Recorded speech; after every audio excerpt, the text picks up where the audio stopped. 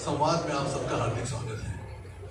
अभी आप जिस सभागृह में विराजमान है इसका नाम उत्कर्ष सभागृह है। जिस भवन में ये सभागृह है उसका नाम मोर हिंदी भवन है, और मोर हिंदी भवन जिस संस्था के तत्वावधान में काम कर रहा है उसका नाम विदर्भ हिंदी साहित्य सम्मेलन है। तो असल में मैं डॉक्टर विकास महात्मे जी का सम्मेलन की स्मृति चिन्ह और उत्तरी प्रदान करके मैं सत्कार कर रहा हूं आप सभी की तरफ से, सम्मेलन की तरफ से।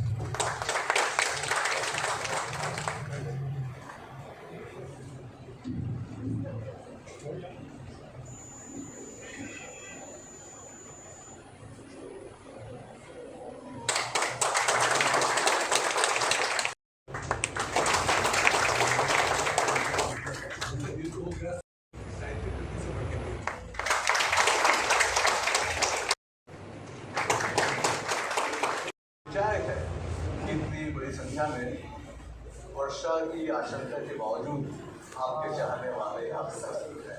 मैं आपको बधाई देता हूँ और आप तमाम लोगों का भी शुक्रिया अदा करता हूँ, बधाई देता हूँ कि आज इस कार्यक्रम में आप क्या। लेकिन सबसे पहले आपने मुझे बुलाया इसके लिए धन्यवाद देना चाहूँगा। और दूसरा थोड़ा नाखुश भी होगा मुझे, हाँ, क्योंकि आपने पेपर लीक नहीं किया जो सवाल पूछना चाहते थे आप। तो आप देखा कि मैं आ गया राज्यसभा, तो वो प्रभात सर जिनका ऑपरेशन किया था वो भी आगे गए राज्यसभा, और मेरे चेयरमैन से बोले कि मुझे बोलने दीजिए। तो वो बोले नहीं, तुम्हारा टर्न गया है, तुमको बुलाया था मैंने, उस वक्त आप नहीं। तो प्रभात साहब बोले नहीं, मेरा अभी ऑपरेशन किया है, डॉक्टर महात्मे यहाँ पे है और मेरा अभी ऑपरेशन हुआ, इसलिए मैं थोड़ा देर से आया हूँ और मैं अभी मुझे बात करने का मौका मिलना चाहिए। मैं देर से मेरे ऑपरेशन की वजह से आया हूँ, तो वो अभी भी है रिकॉर्ड राज्यसभा के इसमें। आपको अपनी ओर किया हाँ, कैसा हुआ है ये बताना चाहूँगा कि मेरा चैरिटेबल ट्रस्ट था हॉस्पिटल, तो उसमें कैसा होता है, पेइंग पेशेंट्स पेमेंट करते हैं, उसी में से जो पैसा रहता है वो हम नॉन पेइंग बोलता हूँ। पेइंग पेशेंट्स ज़्यादातर बोलते हैं, लेकिन सबके लिए फ्री करते हैं ऑपरेशन। नॉन पेइंग इसलिए बोलता हूँ कि एक्चुअली में फ्री शब्द ही सही नहीं है, उसका फ्री ऑपरेशन नहीं होता, उसका वो पेमेंट नहीं था। क्या बात? क्योंकि जो लेंस लगेगी, जो मटेरियल लगेगा, जो मैन पावर लगेगा, वो खर्चा है, लेकिन वो पेमेंट नहीं करता। मैंने ऐसा नहीं है कि ये सब फ्री है, क्योंकि जब मैं फ्री बोलता हूँ तो मेरी चैरिटी किस तरीके से होती है वो भी पता चलता है। फिर मैं देखता हूँ कि मेरे साथ जो टीम वर्कर है उसका सैलरी कम करूँ, कम सैलरी में उनको लूँ, क्योंकि वो चैरिटी कर रहे हैं। और चैरिटी हम करना यदि चाहते हैं तो उसका घर भी अच्छे से ही चलना चाहिए, ये ज़रूरी है, तो वो कंटिन्यूसली काम कर पाएगा। तो इसलिए वो नॉन पेइंग बोलता हूँ, वो पेशेंट पे नहीं कर रहा है, बस कोई तो भी दूसरा पे कर रहा है। और मैं बताता हूँ, मैं सच में चैरिटी नहीं करता हूँ, चैरिटी तो मेरे पेइंग पेशेंट्स करते हैं, क्योंकि वो पेमेंट देते हैं, वो पैसा देते हैं, उसका सिर्फ हम उपयोग इसके करते हैं, तो वो सही है। अब इसको स्केलेबल यानी मैनेजमेंट वाले स्केलेबल ऑपरेशन के हुए, मैं ऐसा तब था कि ऑपरेशन थिएटर में है, कुछ नहीं है, तो भी और एक कैम्प में 100-150 ऐसा, और दिन भर चेकअप और रात भर ऑपरेशन, और फिर दूसरी जगह आगे वाली जगह ऐसा करते हैं। तो अनुभवी बहुत उसका एक अनुभव बताऊँ, जिससे मुझे काफ़ी सीख अच्छी है। गढ़चिरौली में गया था, तो वहाँ उस वक्त ना लोग कपड़े भी, और गाड़ी आई तो सब भाग जाते, क्योंकि डर था उस वक्त पुलिस का।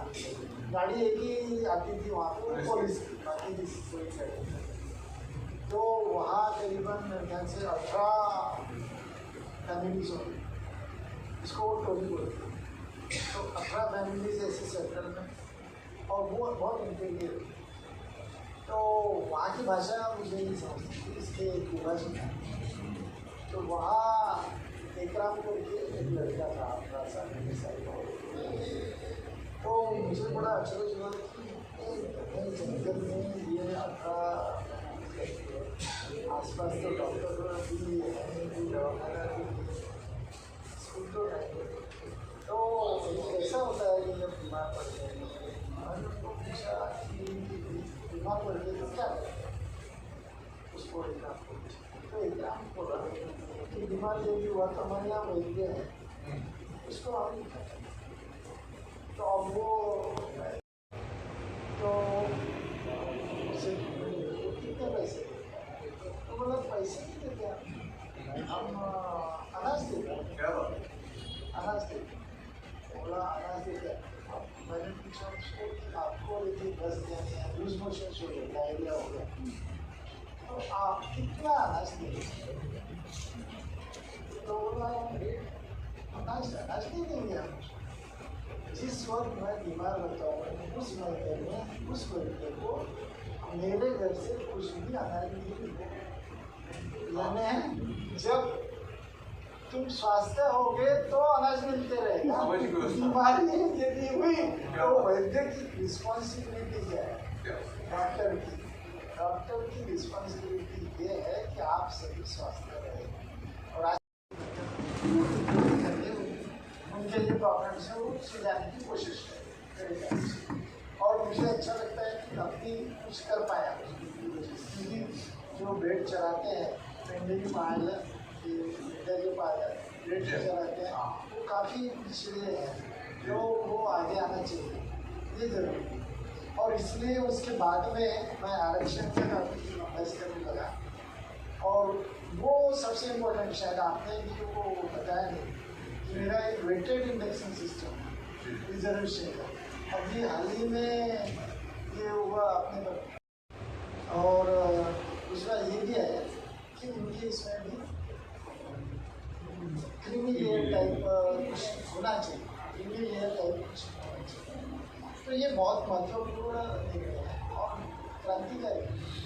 आपने बड़े अच्छे सबसे इम्पोर्टेंट एक परेशानी मैंने जान ली तभी, इसमें मैं मेरा तो तब पता ही नहीं था, जब गए और उसके बारे में जानकारी तो मेरे ख्याल में आया कि आरक्षण का लाभ जो डॉक्टर बाबा साहेब अम्बेडकर जी का सपना था कि भाई जो सोशल सामाजिक रूप है और शैक्षिक रूप है यानी एजुकेशनल बैकवर्ड पिछले उनके तक उनको अपॉर्चुनिटी मिलना चाहिए, इक्वल अपॉर्चुनिटी, ये मकसद है।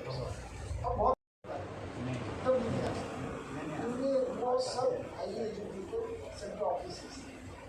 अब प्रॉब्लम ये है कि इसको सुलझाया कैसे, और सभी ने कुछ राय दी है आरक्षण लेकिन वो सही जैसे मैं बताता 3683 कास्ट उसमें ओबीसी में अपन वर्गीकरण करें पिछड़ा, सामान्य पिछड़ा, अति पिछड़ा, अति पिछड़ा 4 हो गए और उसमें 850 जातियाँ रहे। अब 850 जाति रहेगी तो उसमें से 10 जाति फिर से सामने रहेगी और बाकी की जातियाँ, यानी ऐसा वर्गीकरण कोई काम का नहीं। ये समझ लीजिए पूरी जितनी जानकारी मिलना चाहिए था कि नहीं है। मैं चाहता हूँ कि आप 2 शब्द बोल जाए लोग इसका फायदा होगा। बिल्कुल सही है। इन्होंने जो पूछा बहुत इम्पोर्टेंट है क्योंकि हर एक चीज उसके बारे में बताता हूँ। सिर्फ 2-3 चीज़ें और इसके कि आपने जैसे बताया मेरा दारू निग्रह पॉलिसी है, पॉलिसी मेकिंग पे मैं ज़्यादा सोचता हूँ और ये सोच के करने वाली बात रहती है कि ये सबसे इम्पोर्टेंट है।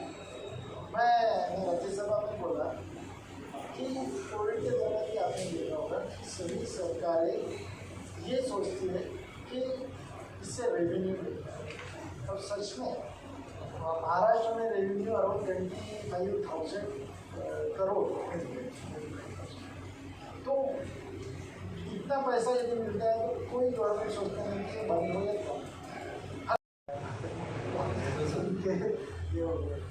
तो एम्स में बहुत अच्छा लगा मुझे कि मैं वहाँ पे चेयरमैन या प्रेसिडेंट होते हैं जो उसको सिलेक्शन हो गया, नामांकन हो गया। तो नामांकन के बाद में और उसके पहले बताना चाहता हूँ कि महाराष्ट्र में पहला एम्स है और आदरणीय नितिन गडकरी जी ये लाया हुआ मैं नहीं लाया और आदरणीय नरेंद्र मोदी जी का विजन है, लेकिन यहाँ लाने में नितिन गडकरी जी का पूरा कोशिश करा और इसकी वजह से हम सबको लाभ मिल रहा है। जॉब की संभावना बहुत ज़्यादा है। और दूसरा, आप यदि 15,000 रुपये कहीं पूछा का काम कर रहे होंगे, 12,000 में 13,000 में आप एक टेक्नीशियन का असिस्टेंट करके काम करेंगे। वो बच्चा बोलता टेक्निकल असिस्टेंट डॉक्टर के पास रहना मैं पसंद है, सही है उसका, क्योंकि सम्मान जो है वो मेडिकल फैकल्टी को बहुत है। मैंने आप मेडिकल फैकल्टी में जब काम करते हैं तो वो नर्स को भी सम्मान की तरफ से, वैसे ही जो भी काम कर रहे हैं उनको सम्मान भी मिल रहा है। एक ही ब्रांच है ऐसी जहाँ सेलिब्रिटी सबके सम्मान मिलना बहुत ज़रूरी रहता है। ऐसा लगता है ऐसा जरूरी है लेकिन सारे सम्मान मिले तो ज़्यादा अच्छा है। तो वो सम्मान हम पैरामेडिकल स्वास्थ्य मेरा जन्म सिद्ध नहीं, मेरा वो गर्भ से शादी बहुत इम्पोर्टेंट है, क्योंकि आप तभी नॉर्मल पूरा पेट में भी नॉर्मल रहना चाहिए, इसमें भी नॉर्मल रहेंगे तो और ये ज़रूरी है सरकार की तरफ से, क्योंकि राइट टू हेल्थ जब तक के बाकी हेल्थ से का राइट नहीं आएगा तब तक के वो जिम्मेदारी पूरी तरह से सरकार की जिम्मेदारी रहती है पूरी तरह से पूरी तरह। और मुझे हमेशा लगता है NGOs, हॉस्पिटल्स, डॉक्टर्स हम सब जब जिम्मेदार है आपकी हेल्थ अच्छी रखने के। जैसे वो आदिवासी तो हमारे डॉक्टर की भी जिम्मेदारी है, यानी सिर्फ सरकार की नहीं। तो ये राइट टू हेल्थ है और मैं बहुत कुछ बताऊँगा लेकिन और आपको एक सूचना दे दूँ कि हर महीने के पहले इतवार को शाम को